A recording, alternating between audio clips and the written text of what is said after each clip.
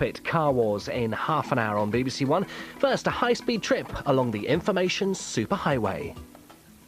Hello and welcome to the future. This is a Tomorrow's World Web Special to put you a click ahead in the internet revolution. Live from BBC Future World here in Bristol.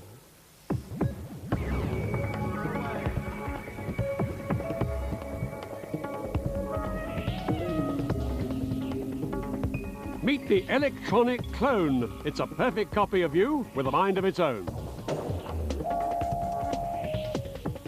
The internet on your mobile phone. So good you can watch video on the move. And the coolest kit to make you an internet star on your own web page.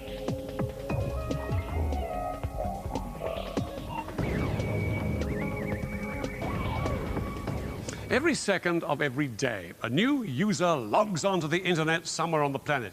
You can do it here at Future World, the BBC's glimpse of the digital future.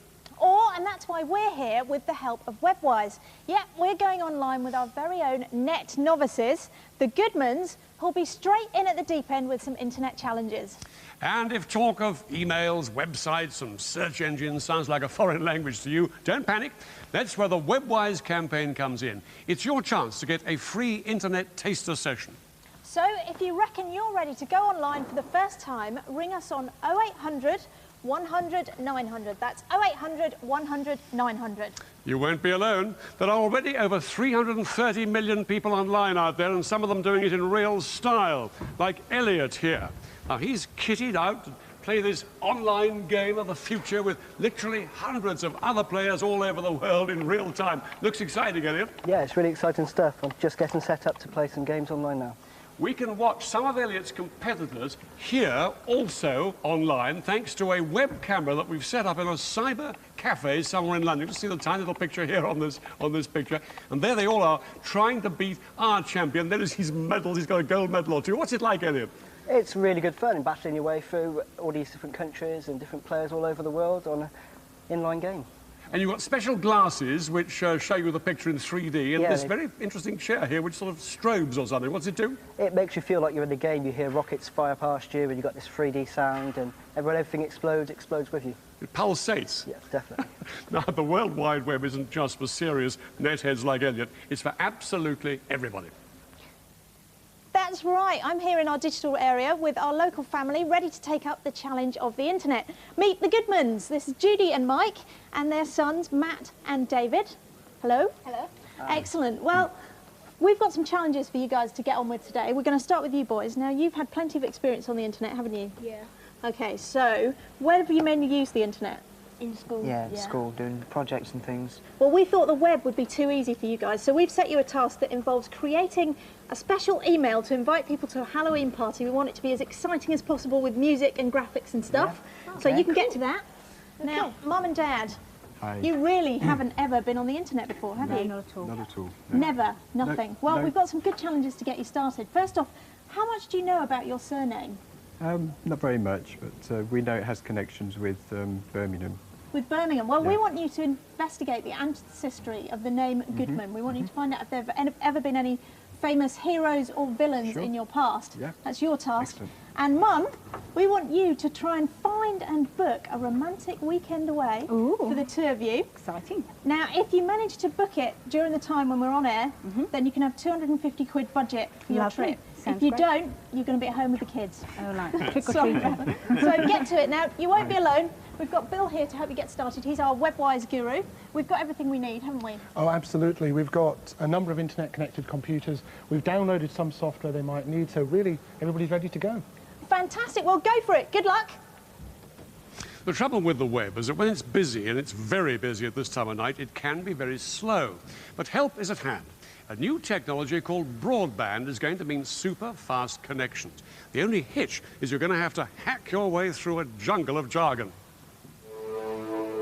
Megabytes, kilobits per second, WAP, ADSL, broadband. The internet seems to weave its own web of boggling terminology. Pardon me asking, do you know what ADSL is? ADSL? Yes. Afraid not, no. I have no idea. ADSL, it sounds like a brake system. ADSL, transport company, is it? Well, we've come to visit one family in North London who know exactly what ADSL means. Actually, it stands for Asymmetric Digital Subscriber Line. But it's not so much for the Hegartys what it's called that matters, it's what it can do for them. It really just makes the internet a lot easier to use. It's always there, it's much faster. I think you can get a lot more games much quicker, and that it's fun, really. ADSL is one of several types of broadband line which give you a much faster web connection. Clever modems at both ends of your phone line squeeze up to 20 times as much data down it, meaning pages can pop up almost instantly. You can also get broadband down a cable TV line. BT's been testing its ADSL service with its employees at home. The Hegartys have been using it for a year. If you're just using the computer for something else and you want to just check something out, within really 5 seconds you're looking at what you want to be looking at. It's always connected to the internet. It's always connected. With ADSL, there's no logging on to the net. It's there all the time. And all the family use it, even 2-year-old Kieran. Broadband lines also open up a whole new world of possibilities, because for the first time you can get good quality TV pictures over the web. We've set up a Tomorrow's World test to show you just how much difference a broadband line actually makes. Now, this computer is connected to the internet on a standard telephone line, while this one is using an ADSL line.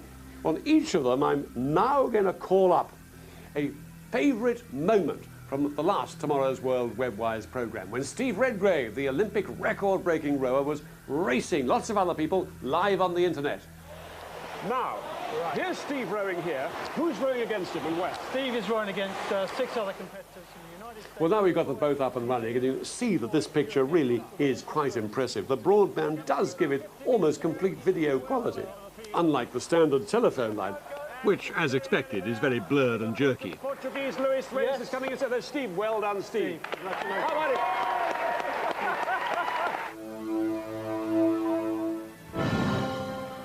Broadband is just coming in. That means that at last we'll be able to start watching TV and films in real time over the internet. But could we ever do this kind of thing on the move? Well, in fact, our mobile's already being transformed by something called WAP. Do you know what WAP is? No, no idea.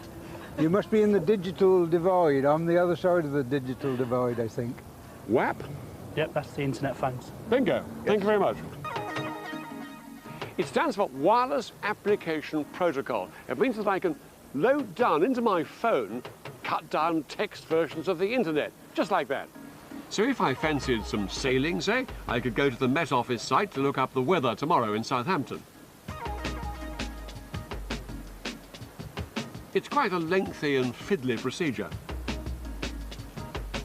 But eventually, there we go, maximum 21 degrees. Perfect for a bit of sailing. All very useful, but that little cloud symbol is about as sophisticated as it gets. Current mobile links can't even cope with photos, let alone video. But that's about to change. What you're seeing here is extraordinary. Michelle has left her young children with their older cousin, but for extra reassurance, she's able to watch a live picture of them down her mobile linked to an organizer. The pictures are taken by this little camera here, and then they're cleverly squeezed down by an ingenious piece of computer software so that they can go through the internet to a mobile phone line. And here's an ordinary mobile phone receiving those pictures and then pushing them by infrared link into this little screen display here. It is really quite remarkable that Michelle can look at these pictures of her children right now through a phone line. Bit jerky, the picture, but remarkable all the same. And the idea is that the screen and the telephone will, within the next few months, become one unit that you can hold in your hand. And this technology will really come into its own as the mobile networks improve. Within months, the next generation of mobiles will allow much smoother pictures. And in a few years' time, what's called the third generation will finally give you broadband quality on your mobile phone. It'll mean a future where we're able to watch TV and video clips down an internet phone wherever we may be. Broadband services are being launched by at least a dozen internet companies as we speak, but it won't come cheap. It could cost you up to £50 a month. Now, welcome to the future of radio. Looks a bit like an old-fashioned radio, doesn't it? All these lovely big buttons and dials and this and the other. But this is no traditional radio. You just plug it into the phone line direct, like a computer, like that, and it works like an internet radio does. Now, what is an internet radio? Live from Future World, this is a Tomorrow's World Web Special. Let's get radio online. Well, you may well recognise the voice. Yes, it's Mark Goodyear from Radio 1's very own Top 40 show. Hi, Mark. Hi, Peter. Now, what is this internet radio? Internet radio is a way that you can listen to a radio station from anywhere in the world. Radio 1 and all of the BBC national stations get hundreds, thousands of emails a day from people who are listening all around the planet. And they're listening because the radio they get over the web from the BBC is different from what they can hear at home. And the same works for us in reverse. How many stations do you get hold of? Well, right here there is a list of about 9,000 radio stations on the, available on the internet now, from China to Hong Kong, Indonesia, Japan, Kazakhstan. Amazing. Superb stuff. Extraordinary. And can we get one? We could get one. What kind of music do you like? Oh, jazz. On this new gadget here, we can scroll down through all sorts of music, and it's searching for radio stations which will provide your music choice. So let's get down here to jazz. Right. Press select. We'll get some smooth jazz. Will that suit you? Yeah, why not? Okay. A station in Washington, D.C. here. If we press the button, wait for it to connect, and we'll be hearing this pretty much as they're hearing it in Washington, D.C. So this is as if I was in Washington, D.C. with an FM radio right by me. I mean, it's as close as that, yes, the real source of the music. And depending on your connection speed, it's not bad. You know, this is possibly a little better than AM. As you get to broadband, it'll become like CD quality. And how soon will this happen? This is out here in about 6 months. Amazing. Thanks, Mark. Pleasure. Well, if you don't fancy an internet radio, what about one of these? This is an internet phone with a great big screen that you can use as a browser. It's got a nice telephone handle here for chatting to your mates. And if you don't fancy that, you can use it as a scanner as well. See, you don't even need a computer to get on the web. Now, how are the Goodmans getting on with their challenges? Now, we asked you to trace the ancestry of your name. That's Where right, have you yes. got to? Well, I've made some good progress. I said that we had some connections with Birmingham, so I got up the page for the famous BSA company, Birmingham Small Arms, Oh, yeah? who currently used to make motorcycles. And if I scroll down the page, Look at that! lo and behold, there's Bertie the name. Goodman. Never met him. No, I'm not sure if that is the right ancestor, but it's certainly... On the right track. Absolutely, yeah. Fantastic. Well, as Judy and Mike are discovering, you can do all sorts of stuff on the web, but it can be a bit impersonal. Wouldn't it be lovely if it had a nice, friendly face? Well, welcome to the world of 3D virtual beings. Deep in cyberspace, Anya Sitaram investigates. It's the latest fashion on the internet, virtual people. They're called avatars, and some programmers claim they can electronically clone a human being. The challenge for computer programmers is to make these new inhabitants of cyberspace truly intelligent, clever enough to carry out one-to-one conversations with you over the internet, so you think you're talking not to a computer, but to a real human being. The latest breed of programmers claim to be able to make an intelligent avatar, an interactive electronic clone of a real person. So will it work on me? To make my cyber clone, I've got to get myself scanned into a computer, and to do this, they're capturing hundreds of images of me using a digital camera. Once we've taken the digital photos and the scans of Anya, we take it into a 3D package. We created this mesh from the imaging process that we use.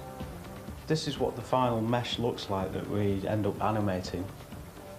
Once we're happy with the 3D virtual mesh of Anya, then we get the face and we have to manipulate it, sort of wrap around the mesh in the correct format.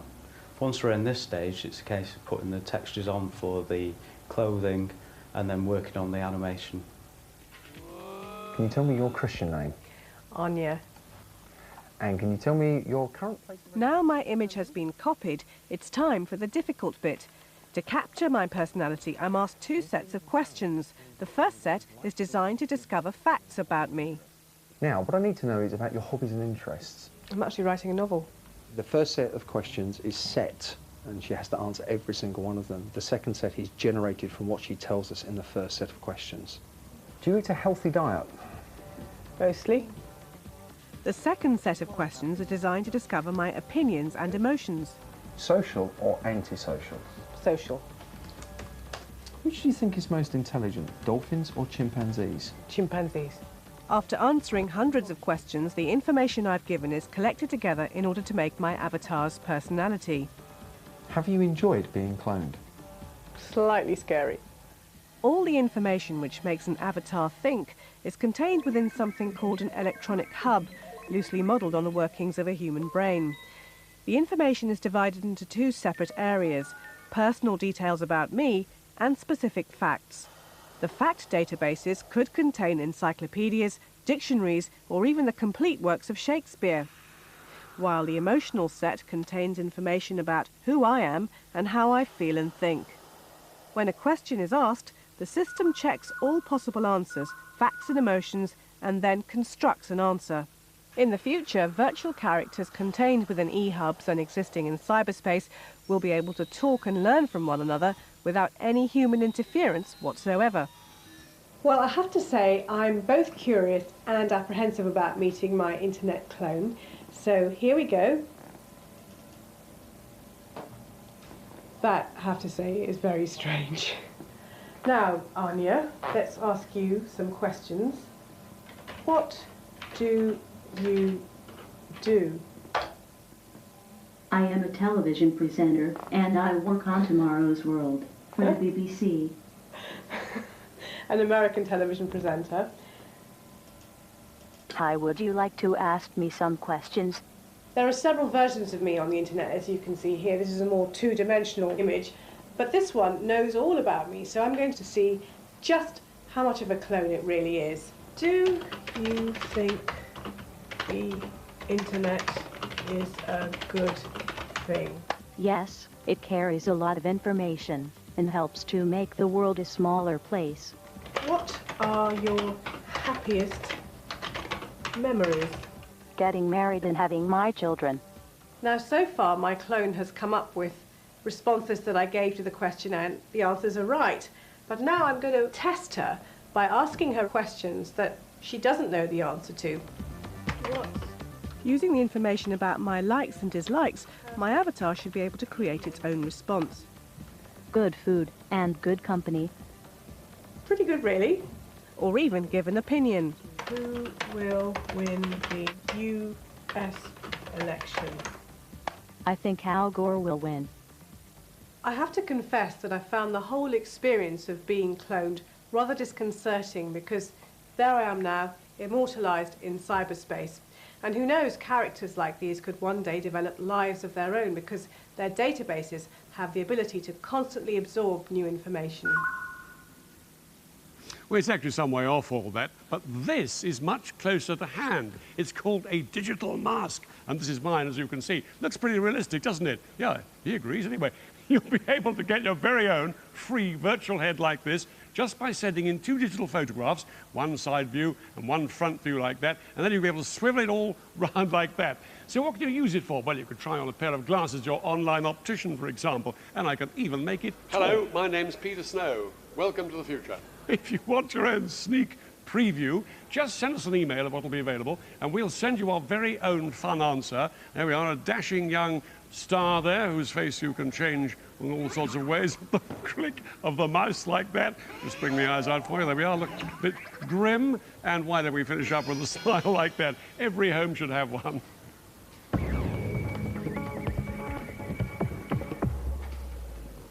Now, one area that's being revolutionised by the web is medicine. With me is TV Dr. Phil Hammond, who knows a fair few things about internet medicine, don't you? Yeah, I mean, the beauty of the internet is to transmit really vital, important information very quickly, which could be life-saving. Excellent. And pedalling away furiously is Professor Jairama. Now, Professor, you've invented this intelligent shirt, haven't you? What does it do? Basically, what it does is it takes the vital signs through the sensors that are embedded in the smart shirt, and that information is going through the wires here. And some of the vital signs that are monitored are such as the heart rate and the body temperature and my own voice. Wow, so it's checking you out, good and proper. Fantastic. Now, going down those wires there, Phil's got a very good reason for being here, haven't you, Phil? Yeah, I'm fascinated in this. We're trying to work the professor as hard as we can. You don't actually do much exercise normally, do you? No. No, you should have told me that. We'll step it down a level. And I want to see if we can make this thing work. So we're going to really push him as hard as we can and see if our expert on the other side of the world can pick up what's happening to his vital signs. Brilliant. So those vital signs, heart rate, you can see there, and it's breathing, pretty high heart rate, are going into this computer, and then they're being sent over the internet to a top cardiologist, Dr. Belsky, based in Manhattan, New York. Now, you can see Dr. Belsky here on this monitor via a webcam. Now, Dr. Belsky, can you hear me? Very well, thank you. Excellent. Now, what are you making of Professor Jairama's vital signs there? Well, he looks like he's working very hard. His heart rate is close to is. 150, Yeah. and he's got increased respiration, so he's doing a good amount of exercise. That's And the right. EKG pattern was excellent. He's pedalling away like mad. You can stop pedalling now. Thank you very much, Dr. Belsky. You've passed. Now, It's all right. You've passed. Phil, what's the purpose of this? I mean, isn't this just for hypochondriacs? Well, it looks like a bit of a gimmick. You can even surf the net while you're doing this. But actually, I mean, you can understand if you're up in a plane or in a war zone or somewhere, it would be useful. But for everyday patients who have chronic conditions, a chronic heart condition or diabetes, who need to be monitored closely, they would far rather be monitored at home with a bit of device like this rather than travel up to hospital. So I think internet medicine is the future. Fantastic. The great thing about the internet is the immediate access it gives you to a mass audience. You can send emails to scores, even hundreds of people. But how about telling millions about yourself by setting up your very own web page? Well, to find out how easy it is, we set Lindsay a challenge to get her own website up and running in just a day using the latest in cool internet kit. Most of us get on the internet using a free ISP, but how many of us have taken up the offer of free web space? Well, I've been on the internet for 5 years and I've never created anything to put out there for the world to see. But today that's going to change because I've been challenged to create a website in a day using the latest affordable technology. Now, to take my photo for my website, I'm going to use this. It's a digital camera and it's 2.1 megapixels, which means that each photo is made up of 2.1 million little dots. It's not the best image quality that you can get, but it's also not the most expensive. And it's pretty easy to use, you just point and shoot. Pictures are stored on an 8 megabyte flash card. The screen on the back allows you to preview your shot or scroll through and delete the ones you don't like. But if I want moving pictures, now, one of the easiest and newest ways to make video for a website is to use one of these. A digital video camera. Now, this one has got a huge, big screen on the side of it, which means that you don't have to worry about sticking your eye down the viewfinder. And it's supposed to be idiot-proof, so I brought along my friend John to be my cameraman. I want to make a website about how to be a television presenter. I'm recording 2 pieces to camera for my site to show what to do and what not to do. Right, time to get to work. First things first, get the pictures off that digital camera. Now, to do this, there's a reader for the card. Pop the card into the reader. There we go. That's the one. Now, time to get some video onto my website. Now, I've got an advantage here because this camera and this computer both have a system called FireWire. Now, that means that I can send the pictures at full quality from the camera straight onto the computer hard drive where I can edit them. Now, to do that, set the computer to record and then play my video. Old Spitalfield Market, located in London's East End, was constructed. Well, that was the first time I've ever used it, and it couldn't have been easier. You don't have to spend money on software to be able to create your own web page. I'm using Composer, which is part of the Netscape internet browser, and that's available free. You can download it over the internet. Now, it's supposed to be quite straightforward. There's no whistles and bells. You just create a nice solid web page. But I've never done it before, so this is a bit of a challenge. There are other free browsers, and you can buy more advanced website publishers. This software means you don't need to be a computer programmer. If you can write a letter on a computer, you can make a web page. Now, I want to put an extra bit of text onto my website that's the dictionary definition of the word presenter. And I'm going to use one of these. It's a portable scanner. Just press the scanner on the page and slide it over the words. You can check the text you've scanned on the screen. Okay, it's all there. The text's there, the picture's there. It's all working in my browser. Now I have to publish it. Put in the website where it's going to, put in the username, put in the password. Okay, go. Go, little website. It's not working. It's not accepting it.